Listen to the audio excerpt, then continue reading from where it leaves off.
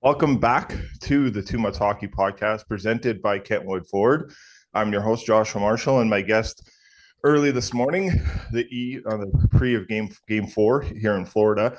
We have Doug MacLean. He's the former president, general manager, and head coach in the National Hockey League. And you can find him with Kipper and Bourne on Fridays on the Sportsnet Very channels.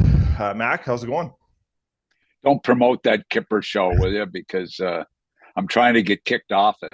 Yeah, you might be the only reason why it's still on air, though, too, right? So I'm not saying that. You can no, you can say that, but I'm not. no, okay, no, they do good work. Those two guys are really fun. I love those Well, segments that you well, have. let's not get carried away with that either. But Yeah, we're not off to a great start, anyways. But off. Well, speaking of not to a great start, obviously the Oilers didn't have a great start in Game Three.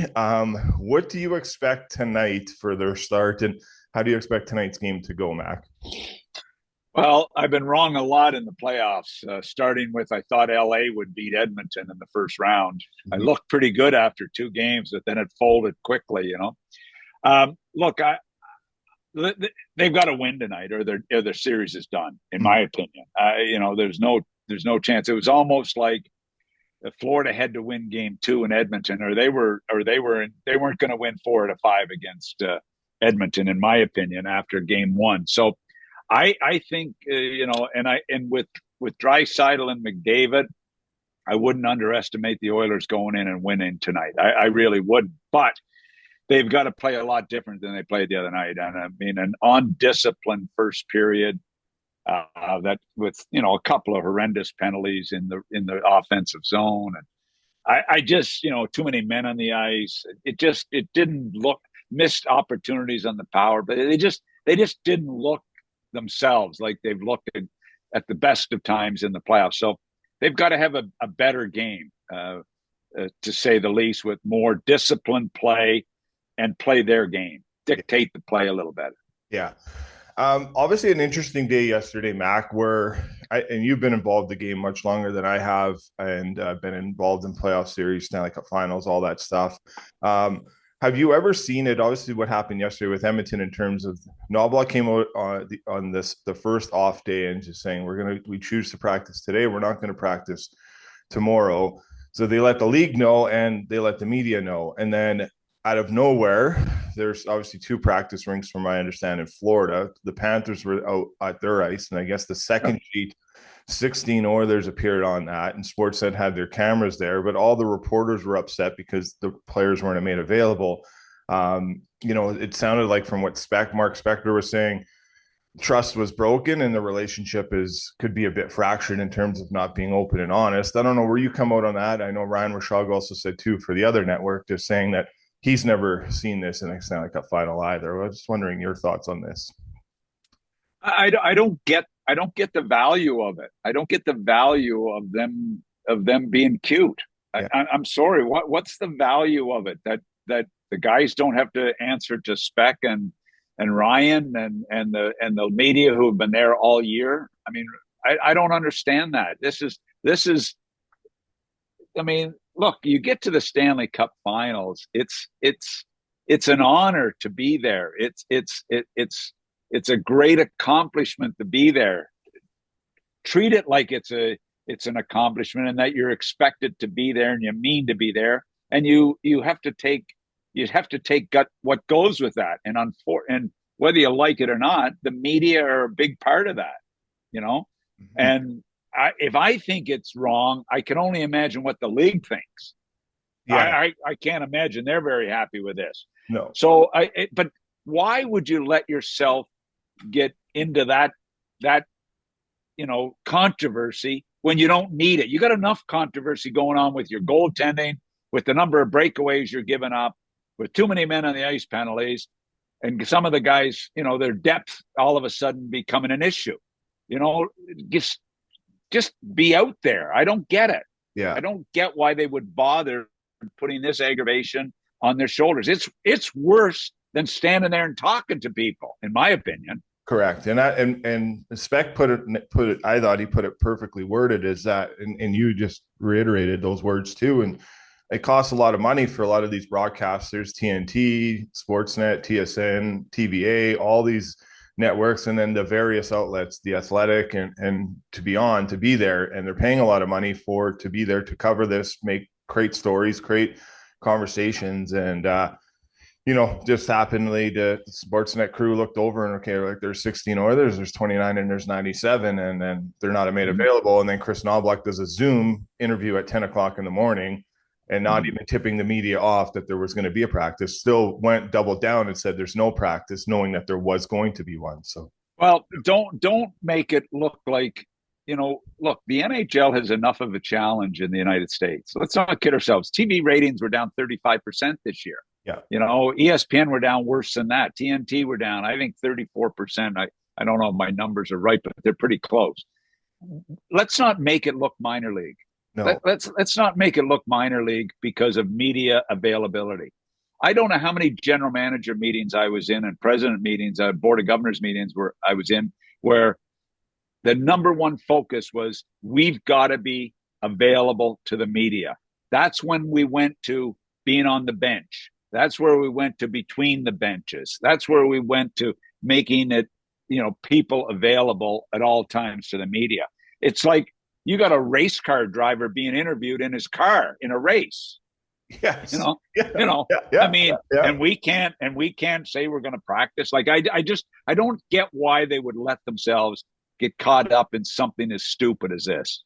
Now, do you think we see a fine today, a statement from the league, or how does it work usually? I know sometimes on a travel day you wouldn't speak to the media, but just like we have a Flames media pass, and just to be full transparent, like whenever the Flames are traveling, there's one or two players with the head coach who are made available before they travel. So that's on any day. I was wondering your stance in the position you had throughout your career too.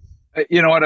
I guess you go by the league guidelines is what you go by, and I'm not sure what it is in that situation, but I can't believe the league is very happy about this. No. Because you have an obligation to answer to deal with the media.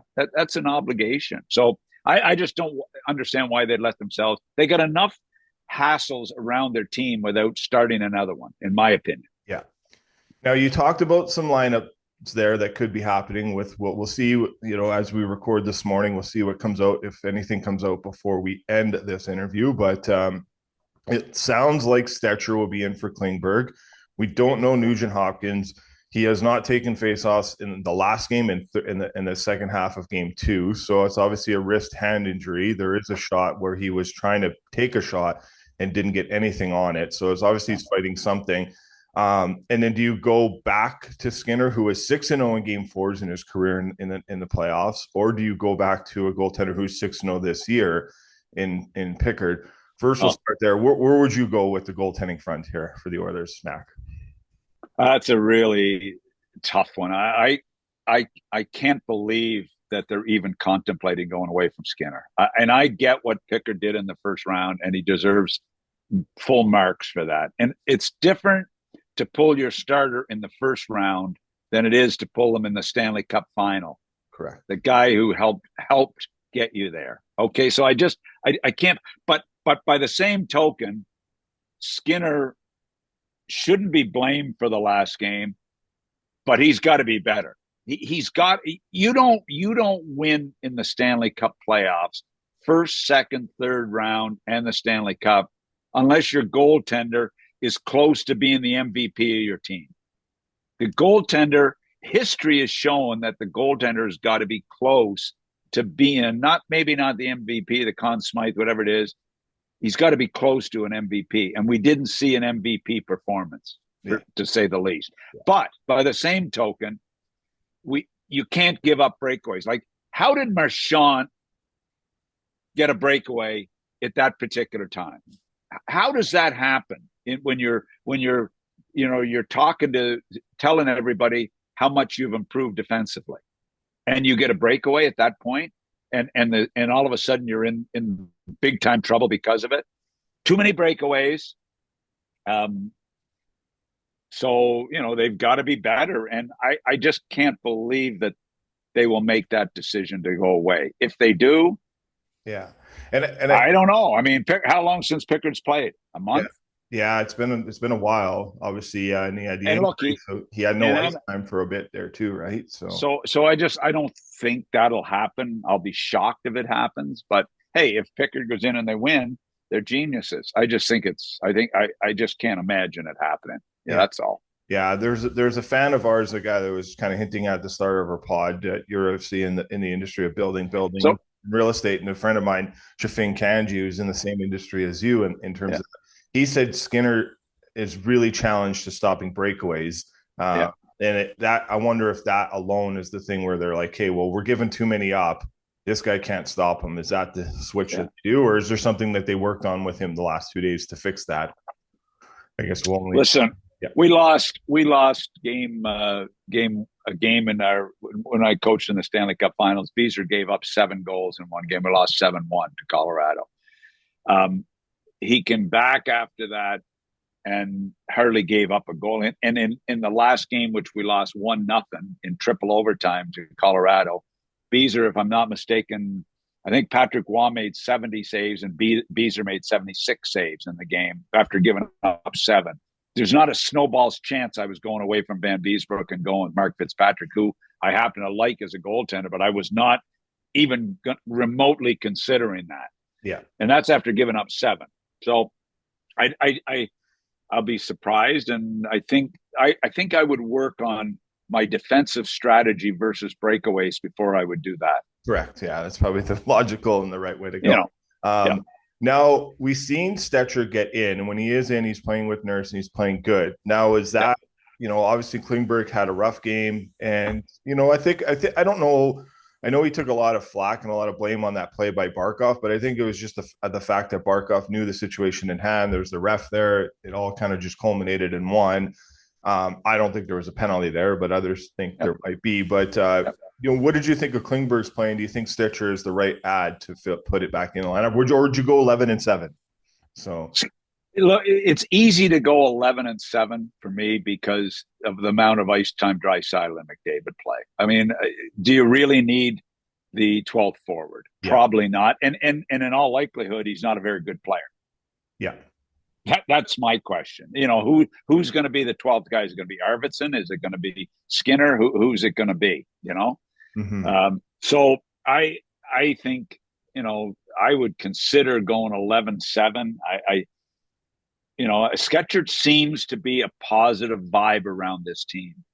He seems to be a character guy. I may be wrong here, but I suspect he's well respected in the room, Mm-hmm. and I would like to see him in the lineup. Am I right on that or wrong? No, you're 100% right. The pulse here is he's been a very good team guy. He's been very Yeah, positive. He's been yeah, in and out of the lineup, and he's just waited an opportunity. And when his time has come, he seized it. And even when he got taken out for Ekholm, which people can understand, that's a better yeah, defenseman yeah, to put him yeah, in. 100%. So, but even again, he was very complimentary and very grateful for the moment and the opportunity he has. So, Yeah, um, you we'll know, see. yeah, I look if I'm in a do or die game, if I'm in a do or die game, which they are in tonight, in my opinion, Mhm. and with how much you're going to throw McDavid and Draisaitl and top guys over the bench, I don't think you need the 12th forward. Yeah, It's more work, it's more effort matching, and you got to be careful you don't get caught on line changes. But I guess my philosophy would be anytime somebody comes to the bench, it's either McDavid or Draisaitl going over the board. So the changes should be fairly simple. correct. I just think if I'm in that do or die situation, I'm going to be playing my big boys as much. Hopefully, look, Nugent Hopkins is a big loss. This kid has been really, really. I mean, I think back to when he was drafted first overall and the grind he's been through in his career, and for him to become that almost most valuable player, almost if it wasn't for McDavid and Draisaitl, Yeah, it's a big loss. So let's hope. And typically, if he's not taking faceoffs, you're right. That means it's an upper body injury. yeah, yeah, The thing you mentioned on Barkov, to me, Barkov is the new Kopitar. I mean, and I hate to mention that name because, as I've said in my book, it probably cost me you know, 20 or $30 million, taking Brule ahead of him, but that's okay. Uh, And we love Barkov, Brule. He's our guy. So I do too, and I yeah, do too. Actually, we've chuckled, we've gone back and forth a little bit lately over the book. So, yeah, but anyway, I think that I talked to Dale Talon for an hour the other night, and he drafted Barkov fifth overall, and I was saying to Dale, like, Dale, what a horse! What talk about? I know Bennett is unbelievable. I get all that, but don't ever underestimate what Barkov means for this hockey team. mhm. He is that. He is that Kopitarich like for me. He's a horse. Yeah, He really is in yeah. both ends of the ring. He is. So Yeah. yeah, Yeah, and obviously, yeah, we knew Petro when he was Petrovic was playing there, and just everything you heard yeah. through him about Barkov was just, doesn't put anything bad in his body, doesn't drink, just goes about the day, and He's made Paul Maurice. He's made Paul Maurice and Zito geniuses. correct, he has, and he's also look at Listerainen and Oh, Anton Dell. Look at they oh, just follow everything he does, and those guys are going to great players to begin with. and They're going to be better as they get and going. Yeah, everybody's talking Marchand, and they should be because of how good he's been and how he looks like a different player. In Boston, he was starting to look a little slow, and all of a sudden, when you put him with those two guys who defensively are spectacular and who also are great forecheckers, it is a match made in heaven for Marchand. yeah, No different than Bennett has spit in there so well. And look, Marchand deserves credit. Bennett does, but it's the surroundings that have also helped their game, and they know that. yeah, You yeah. knew Reinhardt, you knew Bennett, we all know Marchand, who's who's going to be a Hall of Famer. But I'll tell you what, when you get a surrounding group like that that play that hard and play that systematic, they're tough out. Yeah. What do you think of how the way they play? Like in so McDavid, his last 5 games in the Stanley Cup Final in Florida, he's got one even strength point when when Forsling and Barkov are on the ice. So Yeah. obviously Maurice has done a good job with that matchup, but obviously Barkov again and Forsling have done a good job. But what are you seeing that maybe he needs to get going? Because Kevin BX has said yesterday with Spit and Chicklets that the only way the Oilers win game 4 is if because we've seen a parade to the penalty box in the first period. So they got to capitalize on one of those power plays and score, but that's not an even strength point. That's going to be a power Yeah. play point. Yeah. What can you see how he can get going 5-on-5 from your vantage point, Mac?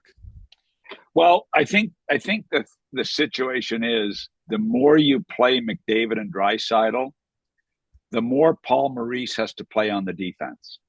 Mm-hmm. So I would play them. I would play the living snot out of them tonight. I really would. I because if you want to match up against them, which they feel most comfortable with that matchup with Forsling and company and Barkov, I'd make them play the defense more. That's what I would do, and take your chances. So I would play the living daylights out of McDavid and Draisaitl. I really would. Yeah.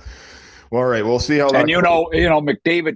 McDavid is a thoroughbred. He can handle and Draisaitl. Like, let's not forget, Draisaitl was banged up last year in the playoffs. They're both allegedly very healthy. Yes. They can handle it. They can handle the extra ice time, and we know how obsessed those two guys are with winning. I'm putting my money on them, and I'm going with them as much as I can. Yeah. Yeah. It's going to be a good game tonight. I expect their best. Like McDavid said, they haven't played their best, and it's coming game 4. So we, And can Skinner match Bobrovsky? yep. And that is the That, question. That is, that's the big one, and I hate to put that kind of pressure on him because I've been really proud, and I don't know Skinner from Adam, but I've been really impressed with how this kid has battled back from adversity. I saw it last year in the playoffs when they're down 3-1, how he battled back. I didn't like the winning goal in game 7, but he battled back like crazy, and he's done the same thing this year. So don't underestimate McDavid, Draisaitl, and don't underestimate the character of Skinner.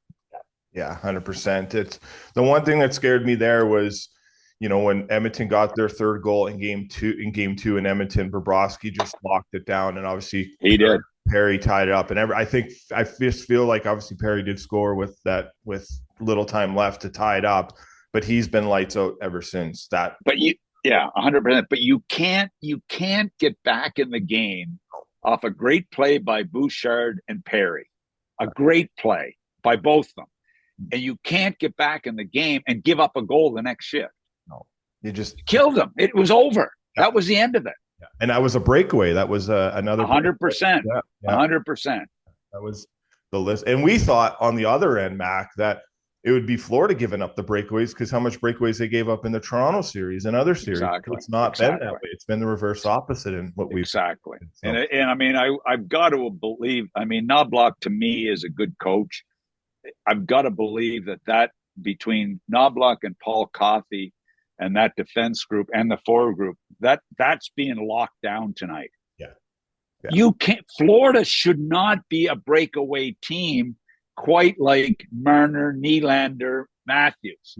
Yes. They can't be as good a breakaway team as the Leafs were. And it's got to be locked down. It has to be. We'll finish up on this one. We see the rumblings, what's going on in New York and Kreider maybe to Anaheim, and obviously Joel Quenneville's back in the NHL. But the fall from grace in terms of what's happened in New York, and I don't know where this thing goes. Obviously, they traded Trouba. Now they're going to trade Kreider from all reports what Frank Seravalli's reporting, and we'll see how that transpires. But where are you at with the Rangers and what's gone on there, and why has it not worked out the way it has? Because all of a sudden, they're the best team in the league a couple of years ago, and I just don't think or believe that Laviolette or even a friend like yours, Turk, was a bad coach. I don't know if it's more what's happening up in the management, but I don't know. You have better pulse. I watched the team really close a couple of years ago when Gerard was coaching. Okay, and I watched them lose. I watched them go to the conference finals against Tampa and lose in a hard-fought series. I watched them go against Jersey the next year, and Jersey was a pretty good team at that time. But I also watched Zibanejad, Panarin, Kreider, and Fox be absolute no-shows in the playoffs in that series. I mean, no-shows. Yeah. And until they fix, that's their core group. And they, as a group of 4 or 5, were absolute no-shows in that series. So if you're going to be a no-show in a series against your arch rival, the New Jersey Devils, in the playoffs, something's wrong. And it's not coaching. No, it's far from coaching. Right. Great coaches. So to me, if they move Kreider to San Jose or to Anaheim, they should get down and say a prayer. Yeah, 100%. Trouba, I was surprised they moved because he's a heart and soul guy. Correct. Kreider has had a great career. He's a great supplementary player, but he's not a go-to guy when it really is on the line, in my opinion. In my dealings or seeings in the NHL too, you really don't see a lot of trade. Like I know mostly everyone's a good community guy to begin with. But man, the stuff that Jacob Trouba was doing for kids in that area and other kids, like I was just very surprised that he's putting kids through college and all that. So I was surprised. Listen, the human side of the game is still, whether people believe it or not, the human side of the game is really important. And when you throw people under the bus, the way they did with Trouba, the way it happened with Ottinger, I'm sorry, there's still a human side to the game and how you treat people. And it's funny, I think back to all the players I managed and coached, not that I'm different, but there's not one guy I've ever managed or coached that I would be afraid to meet in a bar and have a beer with. Correct. Yeah. Because you tried to hope you're honest with people. Yeah. Yeah. And I think there's some of that missing in today's game. It is. Yeah. It's weird. I don't know. It's kind of what that's how I connected with you. It's how this podcast kind of connected. Yeah. It's the human side. And I don't know. I have bad mental health days, but I get through it because it's people like you. It's the Lane Laws. It's, the Elliot Friedmans and whatnot. And then there's the great players, the Michael Backlunds, the Travis Hammoniks, and hey, I'll even say it, like Milan Lucic, I know we haven't really talked about him a lot, but things are changing in the positive light for his life. Yeah. He's doing what he needs to do to be more present for the people in his life. So that's what's going to happen with him going forward, but Everybody deserves a second chance. Yeah, and but yeah. All right, Mac. Well, let's enjoy a good game tonight. We haven't seen. Yeah, let's hope. Let's hope let's hope we get a chance to do a podcast celebrating. Oh no, I forgot you're a Calgary fan. Sorry. We won't be celebrating. This will be it for me and you for the year. Take care, man. You too, Mac. Have a good one. See you, bud.